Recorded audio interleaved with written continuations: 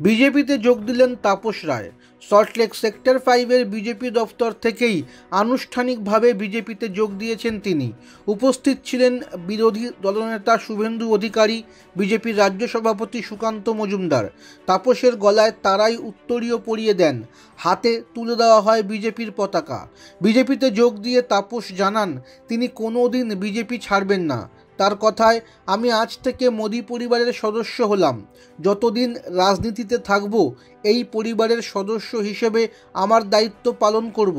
বাংলার বুকে যে অরাজক পরিস্থিতি চলছে তা ঘোচানোর চেষ্টা করব। দলের প্রতি আমি 100% সৎ থাকব।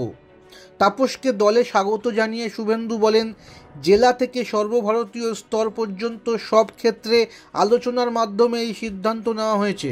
উত্তর কলকাতায় আমাদের দলের সংগঠনে অভিজ্ঞ নেতৃত্বের প্রয়োজন ছিল। আশা করছি তাপস রায়ের যোগদান সেই প্রয়োজন অনেকটাই মেটাবে।